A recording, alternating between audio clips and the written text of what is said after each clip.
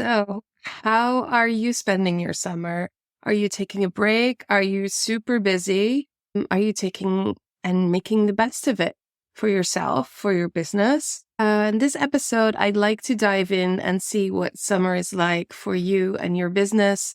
And I'll talk about my summer break, and we'll hear from some other business owners in the industry. Hopefully you'll be able to take away some insights and tips and get some extra focus from listening to this episode. Hi, my name is Saskia Heydra, and this is Pattern Shift.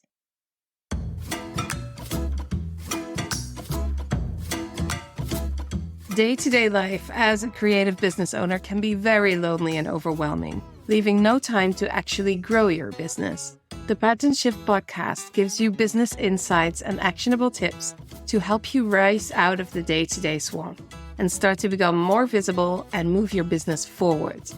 Find out how you can be part of helping crafters move away from fast fashion and become a value-based business owner that's on top of things, running a business that's more sustainable for themselves and our planet. Now, in this 30-minute episode, I will help you to find ways to make your summer as low profile or productive as you like. So don't forget, if you want more tips and tricks and insights, to sign up for our newsletters, you can do that in the show notes on patternshift.fm.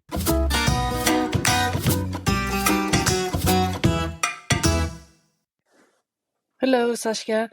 Nice to hear from you. The summer for my business mean a lot of work since when people are free from work, they can go to workshops and courses. So I'm traveling a lot in the summer. Last week I was in Öland. It's a big island outside Sweden, and I've also been in the south of Sweden. And next week I'm going up north, really, really far up north to a knitting festival, and we are going to knit under the midnight sun. I'm really looking forward to this. I'm also going to Sätergläntan again. Really nice. So I'm working and having a break in the early fall instead. Nice to hear from you. Bye-bye. So this was Anna Bauer. She wrote the book Hönsestrick, a love story, and it's all about knitting fun messages into sweaters, color work. It's very a political based but fun knitting style. So Hönsestrick. Anna is actually busy in summer, and she's teaching knitting and knitting techniques in Sweden. And that is also what's happening. People are taking breaks. And if you are a service provider within the traveling industry, then that's when you are doing your most work. And so she will be taking a break later on. Let's go to the next message. Hello, this is Linda from the Slow Wardrobe based in the UK. Summer in my business means prioritizing my workload so I can free myself up to spend some time with friends and family, have some holiday time and some extra time outside. I've been doing that for years already by trying to manage my workload around my family when the kids were growing up, so it's not new to me. And what I do a bit more of in summer is sharing with my customers exactly what I'm doing when I'm not working, and especially the loyal ones seem to really enjoy that. So I turn what used to feel like a bit of a skive by going on holiday or not focusing on my business as a way to allow my customers to get to know me a little bit better in different ways, not purely as the founder of my business and the face behind my garments. And they seem to enjoy that, and so do I. That was Linda from the Slow Wardrobe in the UK. slowwardrobe.co.uk, I think her website is. She also has a really cool, lovely video cast. What is it called? It's not a podcast, a video cast. I don't know. On YouTube, so you can find her there. She has some knitting yarns, and she designs layered pieces of clothing that are really comfortable for a lot of body shapes, suitable and lovely. So check her out. Linda's been very smart in kind of utilizing the free space to get more connection to her customers. I used to do that as well. I would take pictures and small videos whenever I was traveling. Most of the time I try to focus it on craft.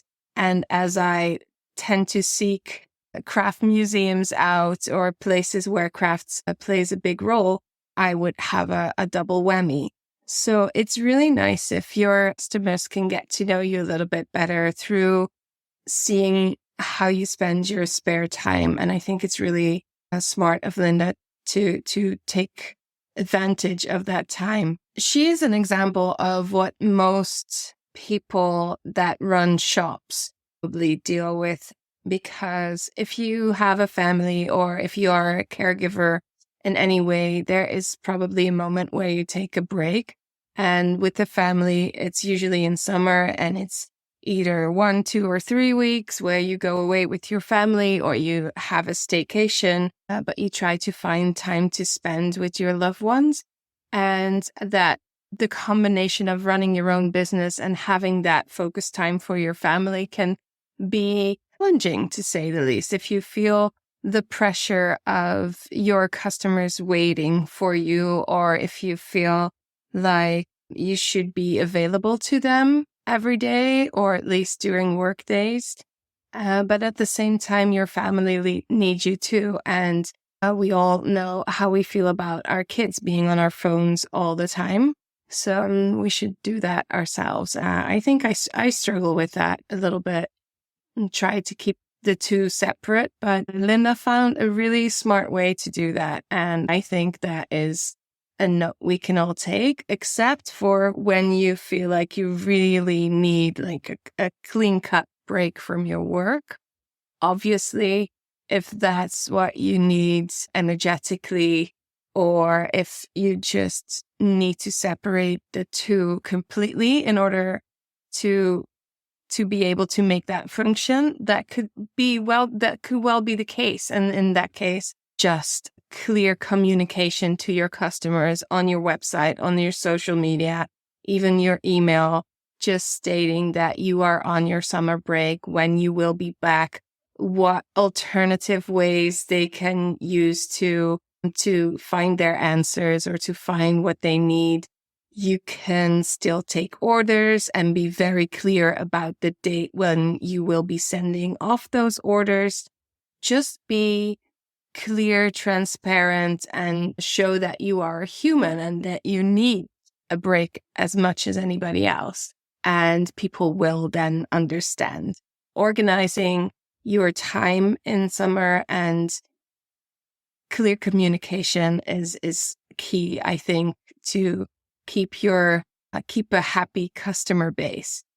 One of the things that I did when it comes to that is I wrote out an email sequence over the period of the whole summer. So I think it's about 8 to 10 emails. I really dove in and took some time and figured out a fun way to get a newsletter out without me having to actually do it every single time.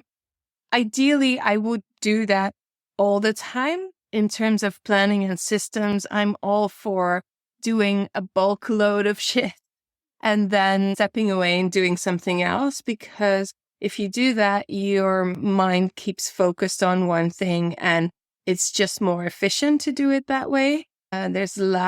There's less switching between things. And so if you take a day to write 8 emails, then you're done for 2 months if you send them biweekly. So that's what I did. I asked my readers about their knitting or crafting persona and their who they are, and asking them questions every week and asking them to reply me with the answers. And for everyone that did that every single time, I will make, or not everyone, but I will make one knitting persona. I will design it and send it up to them so that they have this compass that they can look at throughout the year. And I thought that was a fun way to stay in touch with my customers. So I'm not actually sending the email every other week. I automated it and it really worked. I got really fun answers and people are engaging. So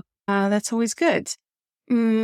So like Linda, thinking of a creative way to engage with your customers while you are not there, either by taking them, quote unquote, with you on your holiday or doing the work in advance, is a really smart way to keep connected.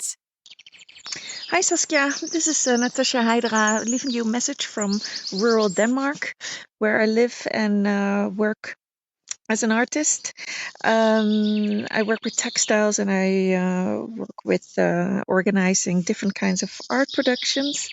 What the summer means to my practice, I like the word practice better than I can more relate to it than the word business.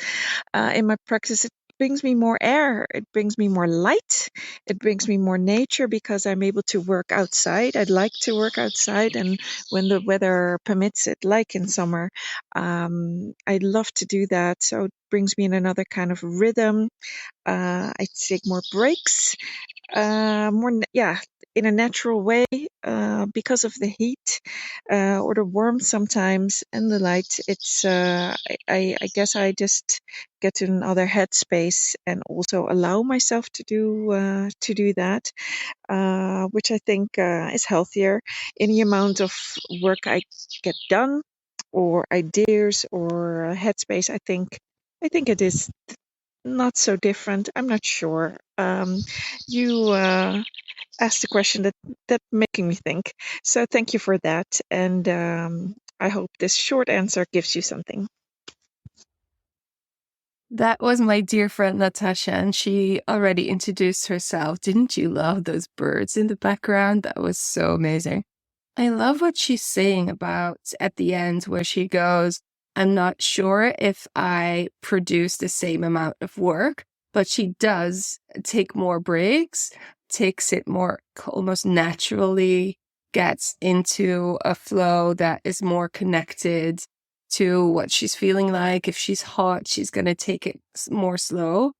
And I thought that was very interesting. I'd be interested to talk to her more about that, in seeing if really listening to your body and going with what's happening around you and the weather is actually making a big difference in the amount of work that you do. Because sometimes if you're like hustling and being busy and working your ass off, sometimes that's not the most productive thing to do. It can feel like it, but I think we tend to follow that kind of voice in the back of our heads or on internet, where we kind of have to have this hustle mentality or something. And I really don't believe in that. For me, if my energy is low, if I am just not there, if I don't feel like it, sometimes I have a really hard time believing that I'll get back into the energy of creating. And I'm a big starter. I take a lot of action, but sometimes I'm just not in that space. And then I kind of almost forget that it will come back. And I have to kind of mother myself and say, okay, your body and your mind is telling you that you need a break. Take the break, lean into it, because that's going to be the best thing. And then I want to say 9 out of 10 times, but actually 10 out of 10 times, the next day or the day after, when I did get the rest that I needed, I will be super productive and I will get back to doing the amount of work that needs done. and not necessarily more, or it's just different. I get into my flow more easily, and when I'm in that flow, I really get work done. But in order for me to get to the state of flow, I have to be healthy, rested, taking care of some loose bits and bobs that are flying around in my head. And I think Natasha makes a really good point of this summer is great to just let yourself have that extra time to just feel into what you need and to adjust your tempo to the weather. I also thought it was interesting in what she said about, I call it my practice, not a business. And Natasha works as an artist, and usually I talk about businesses, and there's a kind of a funny overlap there because artists still have to sell their products or their abilities. And that's a whole different episode. But a business is something that is not a hobby. And she clearly is not, she doesn't feel comfortable with that term because her association with the term is it doesn't fit what she does for her. And I think that's just very interesting. But let's talk about that another time and move on to the next message. Hi, Saskia. This is Annalisa. I'm Annalisa. I run Making Stories, an online yarn shop focused on sustainably produced yarns. And although you might think that the summer is a slower season for us, given that people are out and about and maybe not knitting as much, I found that this summer, folks are really gravitating towards summer yarns like linen and cotton wool blends. So I've been heavily leaning into that. It is definitely a different pace, a bit less frantic than in the colder season, which I very much enjoy because it gives me flexibility to also spend a bit of time with my family, with our little one outdoors, and plan ahead a bit more, which is something that I really like. It's still, it feels like a really, really nice balance this summer for us. So that was Annalisa. That is also, that goes into a little bit of what Natasha's saying. It feels like a nice balance for us. And my question is, can we find a way to have that more, just not just in summer, but throughout the year? How would that work for you? If you think about it, how can you find the balance of running your business and at the same time feel more relaxed in spending time with your family? And what she's also talking about is that with her business, the summer is about other fibers. People are buying different things. And she said, I'm leaning into it, meaning that she's making the most of this particular season. I remember when I had my yarn shop, I was selling plant fibers like cotton and linen. In the beginning, people didn't really want that. Now I'm wearing a hand knit cotton silk top, hand dyed, fancy schmancy. But at that time, people weren't that interested in it. And if you were knitting, you were working with wools and or wool-like textures. And crocheters were more leaning into more using the cottons. And I used to not stock it for a really long time because it was just another audience. And I have seen the change coming. And at the end, I started selling sustainably produced plant fibers. And it's really interesting to hear Hannah say that it's growing even more. And I think that might have something to do with a big group of people that have been knitting or crocheting for a long time and are now trying different things. But it's also because the magazines are showing more of it. It's because developers and product designers are thinking about these things, are incorporating sustainability into their offer, into their collection. And plant fibers are also match really well a growing community of vegan crafters.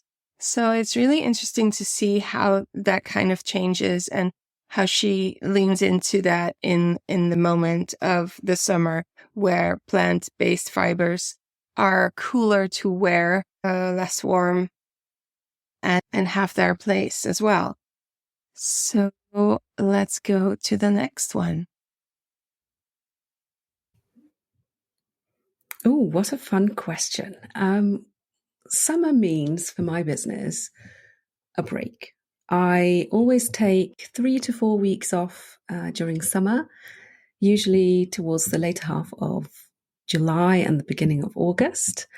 And I take time off from client work completely. Sometimes I will work on my own business, doing stuff that will help me develop that. But more often than not, it's just a delightful way to recharge my batteries, and I do sod all pretty much all summer, which is really nice. That was Solveig Patch, or AKA Patchy. She runs a branding company and she offers services to businesses to help them with branding. She was also a guest on a podcast before, and she does sod all, which sounds marvelous to me. And I love it that she's able to say, I'm not going to take any clients and I am just going to focus on me and my family and do some work if I like to. And that would be ideal, I think. And you might say, well, I cannot afford to, if you're a service-based business, I cannot afford to not work with clients over the summer. I need it for my income. And I would challenge you by asking, how could you move over the income to another time? And instead of spreading it throughout the year, maybe have a break over summer, or a small break in summer, a small break around Christmas, and then moving it into the other parts of the year. Is that a possibility? Have you thought of doing it differently so that you can free up your time to do that? And of course, there are lots of people that have partners, including myself, that also have an income. And sometimes it's not really necessary to keep working over the summer or keep working throughout the year. And it's more of a question of you feel like you have to, or you feel like your business isn't growing fast enough and you should work harder.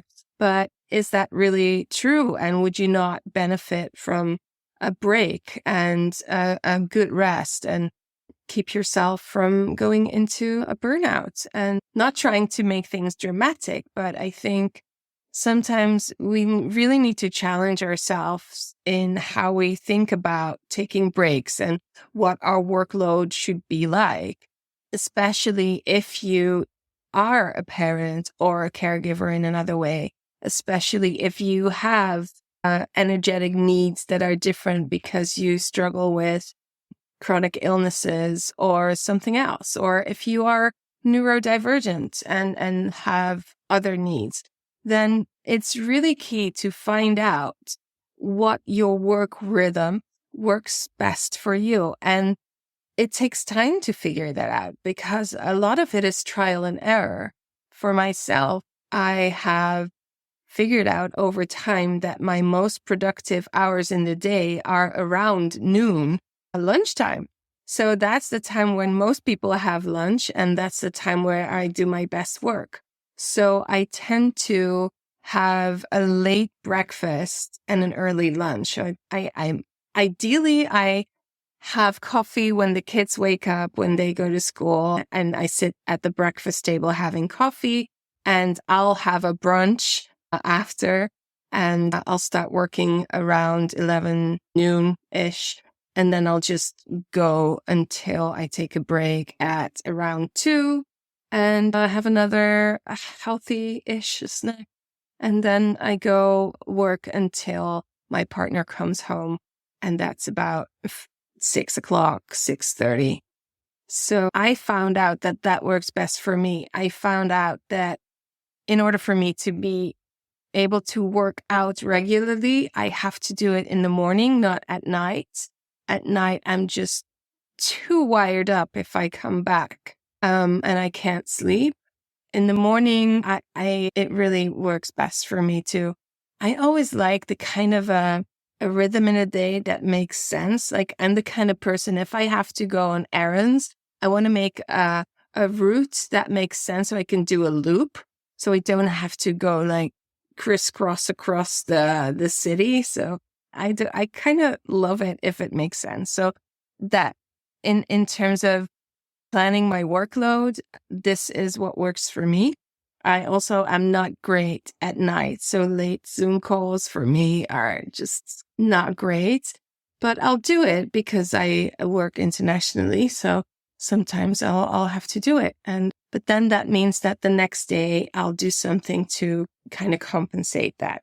And it took a long time to figure that out. So going back to what Solveig is saying and just really finding out could you hear the joy in her voice? Like, could you hear how excited she is for doing sod all in the summer? I mean, just go close your eyes and think, what would you ideally love?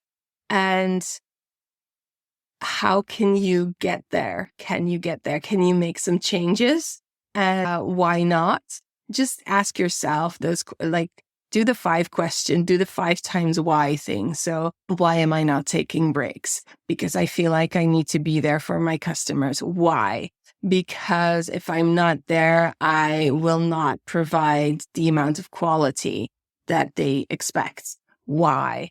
And go on like that so you can figure out what the core is of why you have to do a certain amount of work at a certain amount of time. And even for businesses, like, I have to be honest with you. And if I'm traveling and I want to go to this cute yarn shop in, let's say, Sweden somewhere, and they're closed for summer, because that is what usually happens. I'm on my holiday. I'm like, yes, finally, I can go there. And then they're closed. I'm frustrated. But at the same time, I have a lot of space and understanding for why that is. And I also get a little bit of a kick out of it. I'm like, oh, hell yeah, you deserve it. And so what you can do to avoid that is to research what kind of places you want to visit beforehand and see if they're open. But as a business, you can, as a shop, you can definitely close your shop or do alternative things. We all did it in COVID. And yes, I'm hearing you say, how dare you? You have no idea. I have to keep this shop open. Otherwise I don't have food. That could well be the case. I'm just challenging you in finding ways to take better, more different breaks. And yeah, I wonder what you're thinking. So go to patternshift.fm and send me one of those lovely voice messages so I can hear you and hear what you have to say about this, because maybe I am saying weird things. Let's move on to Pilar. She is the owner of Cabeza de Alfiler. Hello, Sas. Of course, I knew it was you. Here we are in winter, so we are in our most busy season, But asking your question about summer, I think summer, I love summer, by the way. I love the sun, the beach, and everything about summer. I know the knitters most likely like the winter because, they can knit and everything, but I'm the opposite. I love summer. But for the business, it's a time where we can rearrange things, rethink things. I usually our summer, it's at the same time at the end of the year. So I take the time to analyze things and to planificate the next year and all that. I'm being really unfocused, so I'm not like. So I think her message caught up there. Pilar is actually in winter. And that's another thing that I can kind of address, that sometimes in the Northern Hemisphere, we forget there's a Southern Hemisphere and that it's not summer everywhere. And my friend Leah in Australia is also not in the summertime at the moment. And it's a completely different time.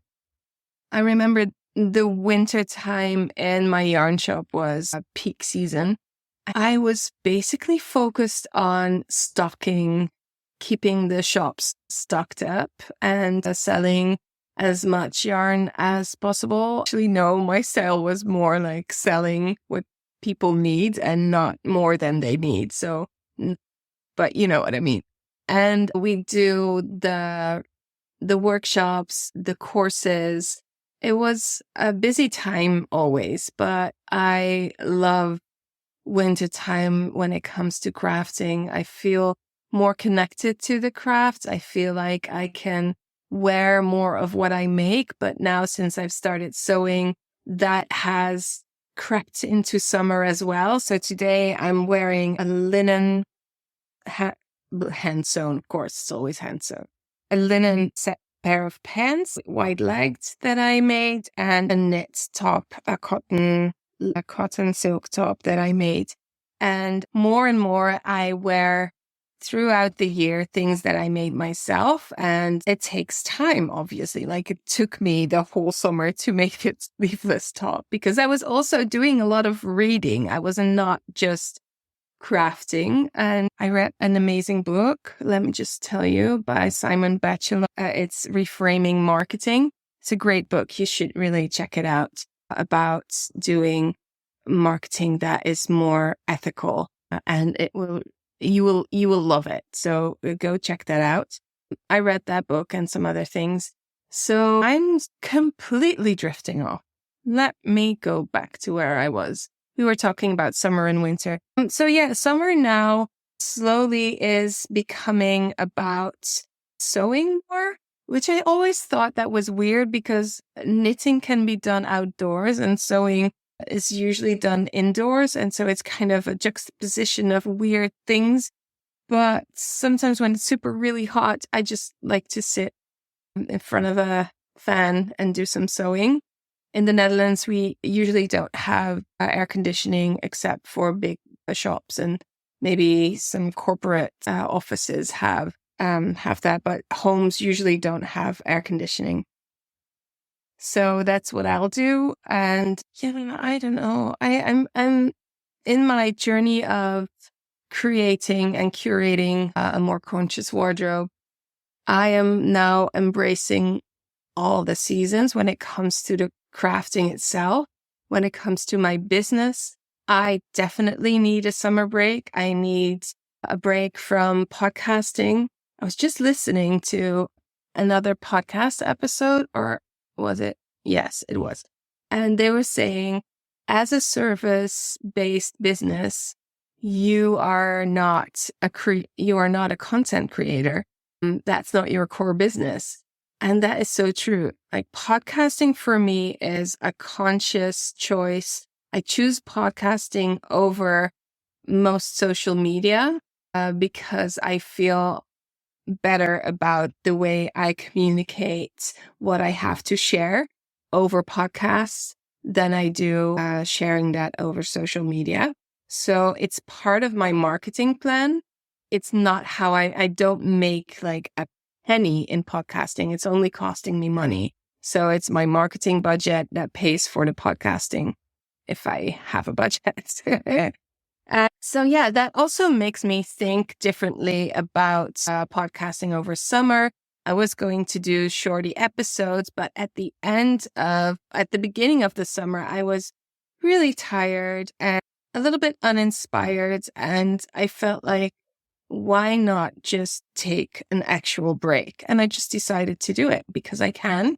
And now I'm back and I'm slowly getting back into it. And my plan was to use these messages at the beginning of the summer for a podcast episode, or for actually to put them in the short episodes. But I just didn't have the energy. I think it's important to listen to your body and to your mind and to what you need, and to answer the question, is this really necessary? What happens to my business if I don't do it? What happens to me if I don't do it? And then make that conscious decision of what you want to do. And I still got out every other week emails to the makers in my maker community. And I send out daily emails to the business owners talking about my business program that is going to be happening soon. And so I was still connected to them. I still looked at my email, but at the same time, I took a more deep break from work, and that was needed. So what are you taking away from this? Let's see. We have one more message from Kathleen, who is in fact a therapist and a crafter. In the summer, my business definitely slows down. I make a conscious effort to take on way less clients, and so I still work with people in the week, but I tend to only have maybe 2 hours of work a week. That's because the summertime is such a busy time of the year for family and friends coming to visit. And I don't want to be distracted. I want to really maximise the time I have with them and enjoy every minute, because I know it'll soon be September, then October, and then busy winter months and all the rest of it. So it's just important to me to whittle things down a bit and not be stretched in too many different directions. And that's the way my business is affected in the summer. I hope you're all having a happy summer too. Bye. Kathleen, she's so lovely. And she's made as well a really conscious choice of not doing too much work over the summer and enjoying time with friends and family. As a service-based business, or as a business that is predominantly online, it might be a little bit easier to cut down the amount of hours that you work, easier than when you feel like you have to keep a shop open. We all know that if your shop opens, the amount of work is not going to be less. Once you're there, you're going to do the work that you do. So saying like, I'm just going to be there but not do too much work is never really a thing. I'm just so curious to hear your ideas and the ways that you experience summer and what you do. For me, there's 2 moments in the year where I kind of naturally reflect on my business. That is the summer and towards the end of the year. Not necessarily the beginning, like January. It comes a little bit early for me. So I almost say that the end of the summer and the beginning of winter are this not even 6 months apart, but those are times where I naturally tend to reflect. And actually also February, when everybody keeps talking about new things and reflecting and goals like all over December and January, then in February I go like, oh, okay, you're right. Let's think about this some more. But that's not natural. That's more of it's not a pressure I feel, but it's more like an experience I get from being online and listening to others. But naturally, the summer is the biggest and deepest moment and in time where I tend to think about my business, my place in the world, what should be my work? Am I on the right track? Am I still providing people with what they need? Is it going to do the world any good? Is it going to do me good? Should I change my strategies? Should I perhaps look at different models? Do I need another business model? And it's really interesting because I was just doing an interview the other day with an online magazine, and I was talking about this, and I realized that I'm always struggling with long-term goals and the way my mind works. And I just love to figure things out. I love to learn new things. I love to focus on new ways of doing things. And sometimes I get, what's that called? Sometimes I just get impatient and I'm thinking, okay, this is not working. I should do it differently. And then I start building a whole new thing, and I should be more patient with things. And in the summer, I think about these things a lot. So this summer, I have been thinking about my program and the complexity of offering something that is super valuable, knowing that you are asking the right price. I know that I could do a self-paced course with the same information.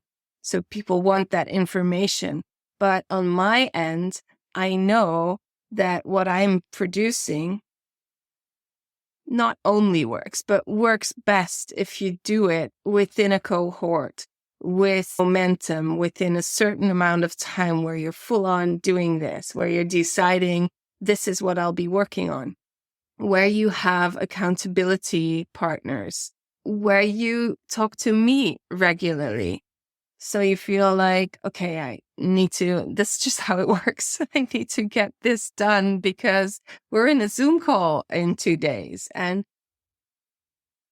But in order to provide all that value, I have to be professional and give myself the amount of value that I'm offering. It should come back to me as well. And that's what I'm teaching. So sometimes I'm in this weird position of I'm choosing this niche where people don't have big budgets, but they can really use some support in branding, marketing, selling. And I know that lots of you are kind of getting goosebumps from all of those terms, but we're talking about helping you to sell your product, helping you to sell your service in a way that really connects to who you are, what you need, what your values are. And that is not overwhelming and not creepy, like icky salesman stuff. I mean, I still use the terms, but the way we approach it is really different. So I know people want it and need it, but I also know that I have to charge like 1,600 euros for a 3-month intensive program. That is totally doable if you are busy, by the way. I mean, it's built for people like you. And it feels like a lot of money to a lot of people, and it is, but it also is a really good Saturday in a yarn shop or a weekend, or it also is a day of sales at a festival, or it could be just not stocking that particular brand of yarn, restocking, just taking a restock pause for a brand of yarn. The amount is not that much if you think of it that way. It is about investing in your business, in organizing it, making it run to fit what you need. I have landed at that spot after some years of focusing and learning about myself and my needs. And now the summer is done. The schools are beginning again. I have taken the break that I needed. I was able to say to myself, you know what? I'm not going to put out these Summer Shorty episodes. And I didn't feel any guilt around it. I was able to get those newsletters out to my 2 main customer groups, the makers and the sellers. And so I was in their email boxes. I wasn't away. but I was taking a break. So all of those things are part of a holistic way that you can look at your business and that you can grow your business.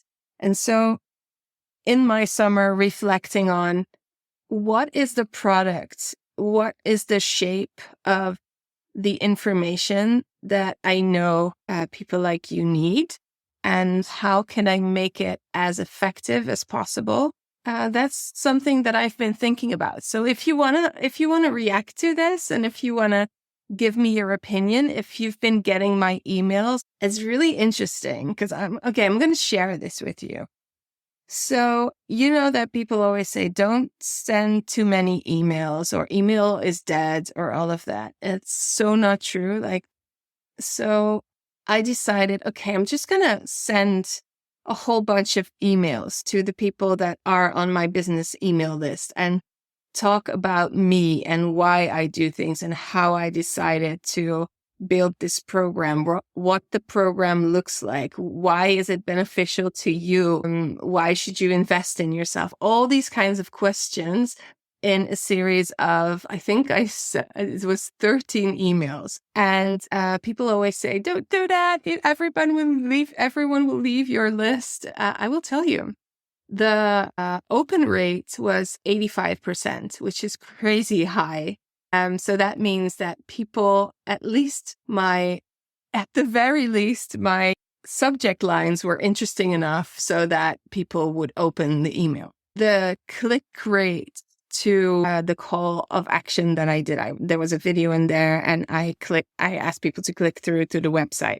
It was not super high, but growing by the end of it. And then I had a 0.1 percentage of unsubscribers, like hardly any people that were like, oh, this is, get me out of here. So, and also they could just unsubscribe from this particular series and they would still be subscribed to the rest of the bi-weekly email. But I'm trying to sell my program in a way that fits my energetic needs and values and all of that. So I, for myself, really love reading things from people I think have interesting things to say. As a business owner, I cannot do one of those live launches things. It's just too much for me. It takes too much out of me. So this was a way I recorded a video. You can find it on YouTube, on my YouTube channel. I recorded a video at a moment where I was feeling good and energetic, and I just talked to the camera, unscripted. I started with a script. I'm not good with scripts. I just need to be able to just talk. And I put that in the email for people that rather watch a video. And I wrote a whole set of emails. That took me, I think, to be honest, it took me 2 days because I really did my best with design and what was in there in terms of information. But a live launch is much more, takes much more energy. Let me know if you were on that email list. If you are curious, go to patternshift.fm and go to the business program and just check out what it is all about and give me your feedback. Would you buy a program like that? Would you be interested? And if not, why not? So that I can take something away from that and learn from it and make it part of my summer experience of doing some deeper thinking and moving forward happily and energetically into autumn, fall.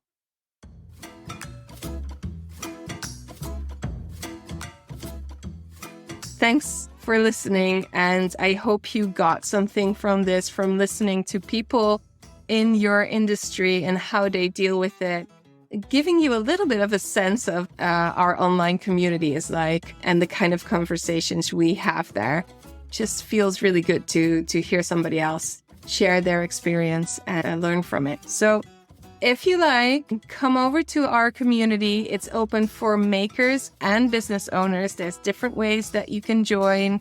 The lowest entry at this point is the JWC membership, and that's for everybody that's interested in creating a more conscious closet and wardrobe. I'd love to see you there. Thank you.